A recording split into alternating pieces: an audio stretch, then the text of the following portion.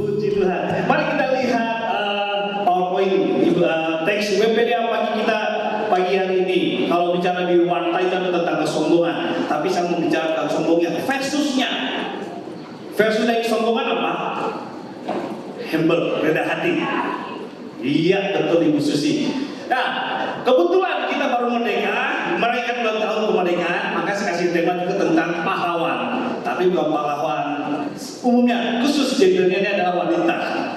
Ya, poin-poinnya. Pahlawan wanita yang rendah hati. Kita karena PPD kita sudah masuk pada hakim-hakim pasal 4 ya, dan 5. Mari kita baca dulu di dalam, sudah ada ya di Hakim-hakim pasal 4 ayat 6 di sini aja yang ada di PowerPoint.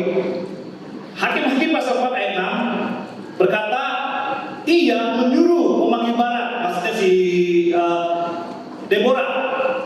Barak bin Abinoam dari Kedes di Naftali, lalu berkata kepadanya, ini berkata kepada Barak, bukankah Tuhan Allah Israel memerintah demikian? Majulah, bergeraklah menuju gunung Tabor dengan membawa 10.000 orang Bani Naftali dan Bani Zebulun bersama-sama dengan engkau. Perintah dari Ibu Deborah kepada panglimanya, yaitu si Barak. Bapak Ibu, kalau kita membaca teks ini diawali dari sesudah Yosua mati. Yosua itu dua peristiwa ya, ketika sebelum masuk Kanaan, yaitu dipimpin oleh Musa yang awalnya 2 juta orang sampai di Yordan di gunung terus masuk berganti kepada si Yosua, tinggal 1 juta orang. 1 juta orang dipimpin sampai mendapatkan semua tanah perjanjian tersebut, beberapa suku dan dapat wilayah masing-masing. Tapi apa terjadi? Nah, inilah ketika Yosua mati, generasi ketiga tidak ada pemimpin. Apa yang terjadi? Generasi ketiga yang tidak menyaksikan saksi sejarah pertolongan Tuhan yang menolong bangsa Israel keluar dari Mesir hingga sampai ke tanah Kanaan yang sudah disediakan segala sesuatu, tanah lain dan lainnya. Mereka apa yang lakukan? Mereka lupa dengan Tuhan. Mereka lebih berbuat jahat lagi. Hakim-hakim pasal 4 dikatakan ini, setelah Ehud mati, orang Israel melakukan pula apa yang jahat di mata Tuhan. Jadi orang Israel sering berbuat jahat karena ini generasi ketiga sesudah Yosua, mereka lupa akan pertolongan Tuhan. Jadi mudah sekali jatuh dalam dosa, mudah kembali berbuat dosa dengan caranya mengambil, menikahi suku-suku yang tidak kenal Tuhan tersebut, yang sengaja diizinkan, dan menyembah suku-suku yang dimana tidak kenal Tuhan, sehingga Tuhan marah. Tidak lagi dia akan pemimpin, tidak ada lagi pemimpin seperti Yosua. Akhirnya dipanggil apa? Hakim-hakim untuk menolong. Dan ketika mereka di Witness pertama ada 3 hakim ya, sebelum Deborah masuk pada hakim pertama itu hakim Omnia di pasal 3. Israel dijajah oleh Raja Moab, itu Raja Arab bernama Kusyan. Itu dijajah 8 tahun. Lalu mereka berteriak, Tuhan tolonglah kami. Lalu diangkatlah hakim yang bernama Otniel dan dibebaskanlah dari peperangan dan jajahan, sehingga amanlah ketika ada hakim Otniel memimpin bangsa Israel selama 40 tahun. Dijajah 8 tahun, Tuhan berikan kemenangan melalui kepemimpinan hakim Otniel. Tapi apa yang terjadi? Ketika hakim Otniel mati, mereka berbuat dosa. Ketika tidak ada pemimpin rohani mereka yang bawa Tuhan, mereka berbuat jahat lagi kepada Tuhan. Tuhan marah. Lalu Tuhan izinkan kembali mereka dijajah oleh bangsa Moab, Raja Moab yang bernama Eglon. Dan ketika mereka dijajah itu selama 18 tahun oleh Raja Moab. Dan apa terjadi? Mereka menderita namanya dijajah seperti bangsa kita ketika dijajah 3 tahun aja oleh bangsa Jepang, menderita yang tanggung. Nah, sama halnya bangsa Israel. Mereka berteriak lagi, Tuhan tolonglah. Dan Tuhan berikan pertolongan dengan dikirimnya hakim Ehud. Dan ketika Tuhan memberikan hakim Ehud untuk memimpin, memenangkan bangsa Israel dari jajahan Moab, mereka aman selama 80 tahun. Dijajah selama 18 tahun. Tapi ketika Tuhan tolong mereka aman selama 80 tahun. Tapi apa yang terjadi? Ketika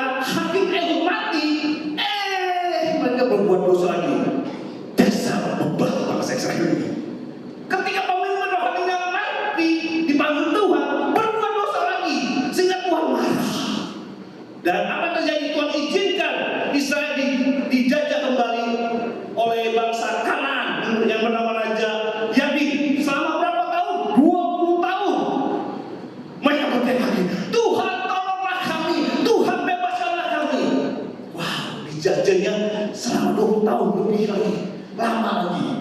Tapi puji Tuhan, karena Tuhan sudah mengikat kovenant dengan perjanjian kepada bangsa Israel. Walaupun bangsa Israel sering murtad di hadapan Tuhan, tapi kasih setia Tuhan tidak pernah berubah. Ketika bangsa Israel bertobat, minta pertolongan Tuhan, Tuhan kembali mengulurkan tangannya. Dia angkat lagi hakim bernama Deborah. Siapakah Deborah?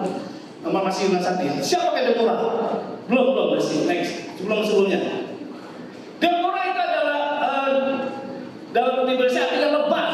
Deborah itu seorang penyair. Pasal 5 itulah saya Deborah. Dia juga penyanyi, dijual. Deborah diangkat sebagai orang menyebut sebagai ibu dari Israel, hakim dan nabi wanita Israel. Tempat mereka curhat. Di ayat yang ke-6 dan pasal 6 katakan mereka datangi Deborah dan berperkara, berhakim kepada Deborah. Artinya mereka curhat, minta pertolongan, minta nasihat kepada Deborah supaya mereka dibebaskan kembali dari jajahan oleh Kanaan.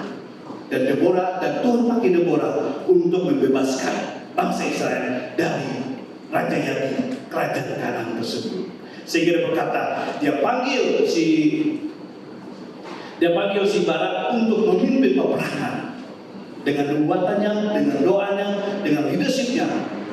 Dia panggil Barak untuk memimpin Raja Israel peperang dan memberikan kemenangan. Selanjutnya, next yang kedua. Ya, siapa menurut J. Kersen, ini penulis buku yang bernama Dia Dinamai Wanita.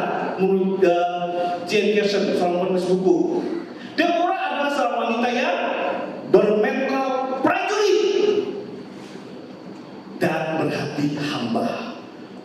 Punya mental prajurit, tetapi punya hatinya, karakternya seorang hamba. Wow, tema kuartal pada pagi kita hari ini adalah WPD kita tentang kesombongan. Versus kesombongan adalah rendah hati.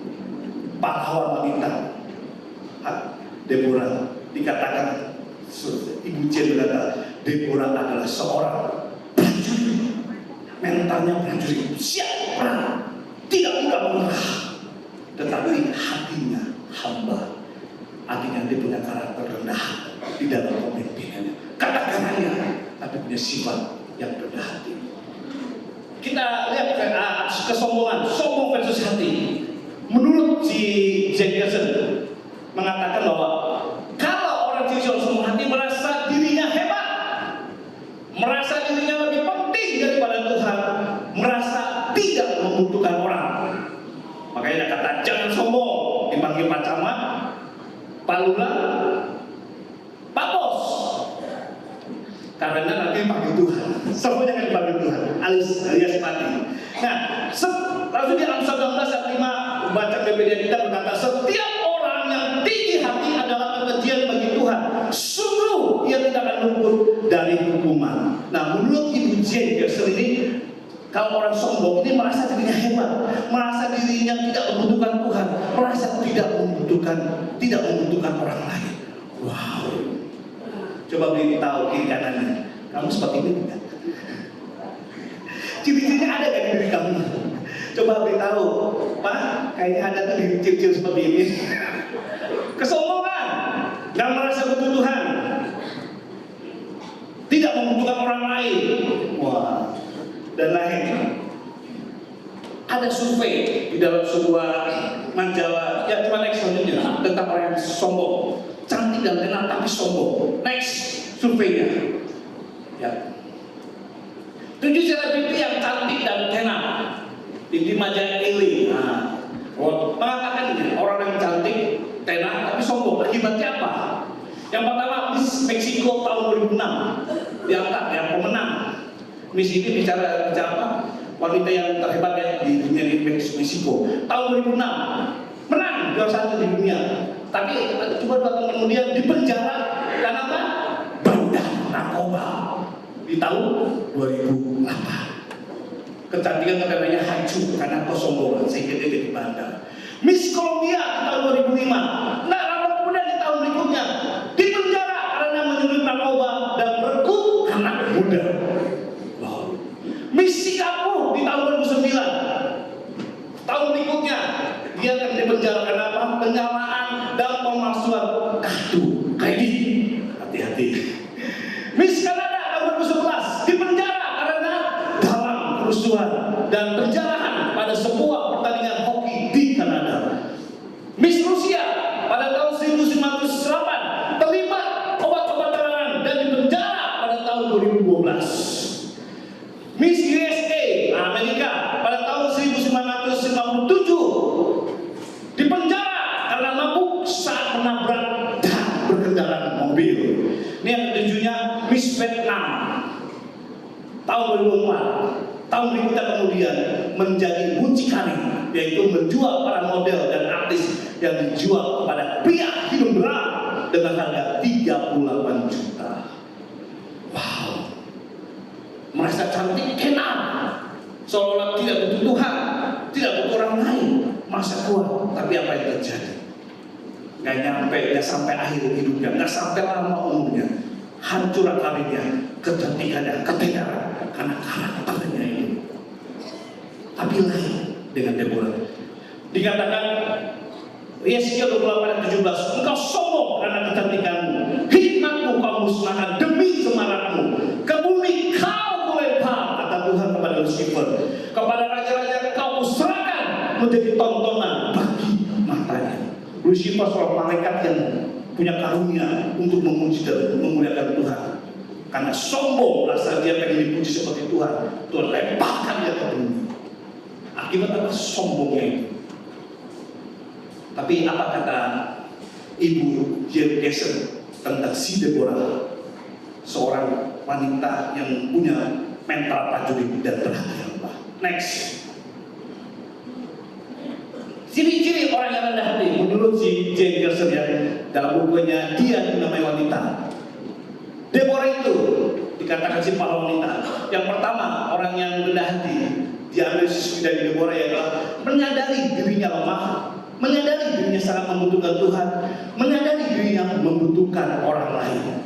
Wow, ketika Tuhan pakai Deborah menjadi hakim membebaskan bangsa Israel dari jajahan Kanaan, Deborah merasa ini semua karena pertolongan Tuhan.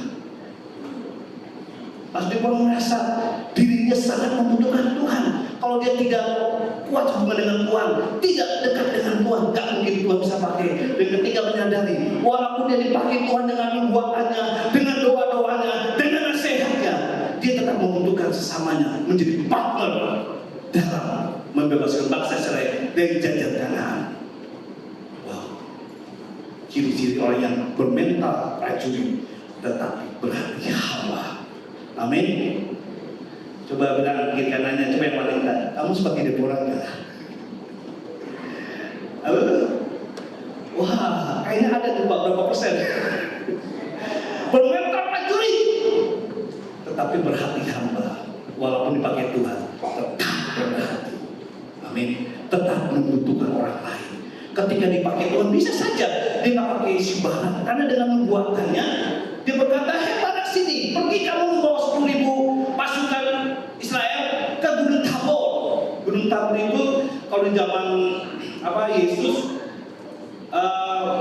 muridnya 2 orang yaitu Yohanes dan Petrus menyaksikan Yesus itu hidup dikelilingi oleh dikelilingi oleh Musa dan Elia. Disitulah mereka mau, wow, kemuliaan Tuhan. Kenapa? Di zaman perjanjian baru, tapi sebelumnya lama itu tempat pertempuran. Si Deborah katakan, bawa 10.000 orang Israel melawan pasukan Kanaan ini. Pasukan Kanaan ini Bapak Ibu, walaupun dikatakan 900 kereta perang, tapi satu kereta itu isi 3 orang. Semua pelanah. Kalau 900 kali 3, 2.700. Belum lagi pasukan jalan dengan tombak dengan isinya. Ribuan mengalahkan ini. Tapi dengan pertolongan Tuhan, Israel bisa mengalahkan. Dia pakai, coba kamu panggil 10.000 orang Israel ke Gunung Tabor, dan aku akan menyalahkan si Sisera, jenderal daripada Raja Kanaan ini yang terkena kuat dan gagahnya, akan lalu seberang rumah ada namanya sungai Gesur. Disitulah tempat si jenderal yang bernama Sisera itu dikalahkan. Kalahnya bukan karena Israel berperang, enggak. Tuhan menghalau mereka seolah itu sudah ada pasukan yang berperang panjang mengalahkan bangsa Israel, sehingga pada kabur, kalah. Dan si jenderal Sisera yang terkenal gagah perkasa, hebat berperang, belum sempat berperang dia kabur meninggalkan peperangan. Dan dia masuk ke kemah bernama ibu bernama Amiel. Waktu itu ketika si Deborah berkata, "Hei Barak, pergilah bawa pasukanmu." Tapi si Barak berkata gini, "Ibu hakim istilahnya, aku mau kau perintahkan asal aku ke Gunung Tabor. Kalau kau ikut berperang sama aku, maka aku mau berperang." Wow. Panglima perang si Barak ini minta pertolongan juga kepada si hakim ini Deborah dan juga Nabi. Oke, aku ikut. Tapi engkau tidak mendapat kehormatan. Engkau tidak bisa mengalahkan jenderal Sisera ini yang terkenal gagah perkasa mengalahkanmu. Tetapi jenderal Sisera ini dari Raja Kanaan akan kalah oleh seorang wanita. Dengan nubuatannya saja itu si Nabi Deborah, hakim Deborah itu bisa hebat mengalahkan bangsa Kanaan. Tapi dia tetap rendah hati. Walaupun dia seorang hakim, seorang nabi, kalau bernubuat pasti itu terjadi karena dia hubungan dekat dengan Tuhan. Tetapi dia punya sisi hati hamba, tetap membutuhkan barang orang lain untuk melaksanakan perintah Tuhan memenangkan Israel dari jajah Kanaan. Inilah ciri-cirinya daripada si Deborah menurut J.P. Cassidy, penulis buku Dia dengan Wanita. Next, selanjutnya. Apa kata Jonathan Edwards, seorang teologian, seorang teolog berkata pada tahun 1703, dia mengatakan begini, kerendahan hati, bicara tentang kerendahan hati, akan membawa kita pada pertumbuhan rohani yang sehat, karena terus terkoreksi oleh kebenaran dan semakin mencintai kebenaran.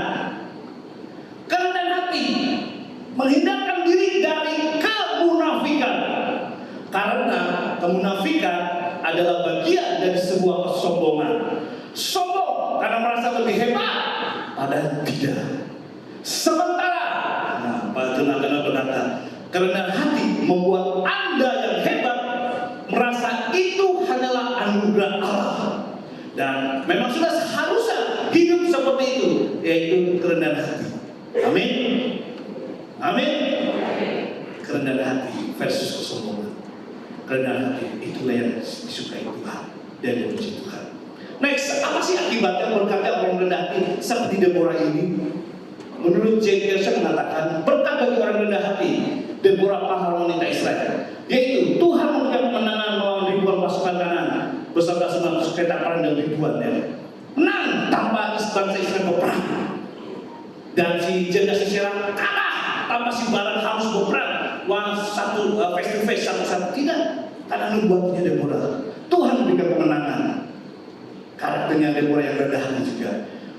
Lalu yang kedua, dia mendapatkan gelar penghargaan sebagai ibu dari Israel, Mother of Israel. Artinya tempat curhat, tempat dia minta nasihat bangsa Israel ketika ada masalah. Mereka berhakim kepada si Deborah, minta pertolongan seorang wanita. Wow, luar biasa. Dan yang ketiga, si Deborah mendapat jabatan nabi dan hakim wanita satu-satunya di zaman pra kerajaan Israel. Israel dulu menjadi kerajaan karena setelah Yosua mati tidak diangkat seorang pemimpin, hanya hakim. Sampai sekarang tidak diangkat seorang raja. Makanya bangsa Israel bisa menjadi perdana menteri, karena raja itu hanya Tuhan sendiri sebagai pemimpin utama dan rajanya. Dan Israel baru merdeka pada tahun 1948. Kalau Indonesia 1945, Israel 1948 diakui sebagai sebuah negara.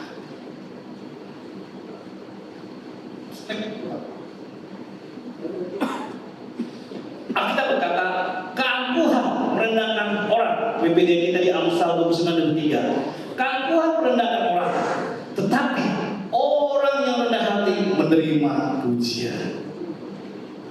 Amin. keangkuhan merendahkan orang. Orang rendah hati tetapi menerima pujian. Next, selanjutnya. Nah, Bapak Ibu tahu siapa kadang-kadang yang mendiskusi seorang wanita, walaupun dia beda agama, tapi sifat karakternya itu seperti Deborah. Selama masa jabatannya, Ibu Susi Pujias Astuti berhasil menaikkan stok ikan Indonesia sebesar 21,9% dari tahun 2014 hingga tahun 2017. Itu buat 3 tahun saja.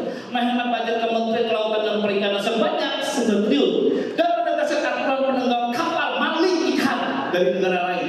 Kapal maling ikan ditenggelamkan yang telah mencapai lebih dari 500 kapal. Ibu Susi juga berhasil meraih banyak penghargaan, diantaranya The Better Bench Ocean Awards pada tahun 2017, Leadership for Living Play Award dari WWF di tahun 2016 juga. Dan beliau berkata, nah ini statementnya beliau, Menteri Susi berkata gini, beliau menentukan dirinya berharap para wanita Indonesia harus berani maju berkarir di bidangnya masing-masing. Apapun, mau bidang pengusaha, ibu rumah tangga, apa harus berhasil maju. Artinya menjadi berkat ya. Jangan mudah menyerah. Beliau berharap serta harus memiliki karakter yang rendah hati dan jangan melupakan kewajibannya dalam keluarga. Meskipun sukses wanita masa kini, tapi jangan lupa kriteria orang rendah hati. Ini Ibu Susi memberitakan tipsnya bagaimana dia berhasil. Lalu Matius 11 ayat 9 berkata, belajarlah padaku, karena aku lemah lembut dan rendah hati, dan jiwamu akan mendapat ketenangan. Matius 11 ayat 29. Saya akhiri dengan sebuah kesaksian. Waktu di Medan, ketika saya melayani di jemaat yang gestir, tetapi sebagai di orang Tionghoa yang ini warga Hokkien ya, kalau bahasa sehari-hari Hokkien, tapi kalau ibadah campuran pakai bahasa Mandarin, lalu khotbahnya diterjemahkan ke bahasa Indonesia. Suatu saat seorang pengusaha besar punya di motor banyak, bukan satu atau dua, banyak dan bermacam-macam. Dia juga melayani Tuhan di dalam sebagai terima tamu dan juga bikin vokal di sini gitu ya. Dia berkata pada istri saya, dia berkata, Devi, dulu istri saya berpikir saya ibadahnya sekedar ibadah lah, aku punya saya. Kenapa? Karena saya kata butuh Tuhan sih. Saya bisa sukses, punya usaha banyak, bisa kasih sesuatu uang, perpuluhan kolektor untuk gereja membangun ini, karena saya kerja keras. Kalau saya melayani, ya karena saya ada waktu aja. Wow, punya dealer motor buat cuma lebih dari satu, lebih dari dua. Dealer motor yang baru dan yang bekas. Saya ke gereja ya karena ada waktu. Saya melayani ya karena diajar. Dia tidak tulus dan ikhlas, kata Yosua itu. Kamu melayani Tuhan, beribadahlah dengan Tuhan dan beribadah dengan tulus ikhlas, ikhlas. Saya bisa membangun gereja ini dengan keuangan saya, bisa rajin berikan perpuluhan dan banyak. Wah, sepertinya baik, tetapi karakternya itu yang nggak dipuji Tuhan. Suatu ketika anaknya ada, dia punya dua anak wanita dan anak kecil sekitar 9 tahun. Ini jemaat tersebut, anak kecil ini memang sudah rusak, yang ini yang ginjal dan satu. Tapi setelah dia berkata demikian, apa yang terjadi? Dia berkata demikian di rumah Tuhan waktu mau ibadah, waktu dia terima tamu, dia share kepada istri saya. Dia berkata, "Dan terlalu butuh Tuhan. Saya sukses karena saya kerja keras, kerja. Wow. Setelah dia berkata demikian, beberapa bulan atau tahun kemudian, apa yang terjadi? Anaknya yang nomor 2, yang hidup dengan ginjal yang satu bagus, yang satu rusak, tiba-tiba ginjalnya lagi, yang satunya lagi rusak, sehingga dia harus pergi ke Cungkok untuk diginjal. Saya tahu karena ada juga tempat waktu yang di cewek juga pernah beli ginjal untuk anak, itu larang karena jarang, harganya 500.000. Itu pun kalau bagus, kalau cocok bisa bertahan lama. Pernah seorang yang cuma dari sekolah minggu juga rajin. Dia pergi ke Cungkok, dia beli 600 juta ginjal, tapi hanya berapa bulan, 6 bulan meninggal. Nah bapaknya kaget.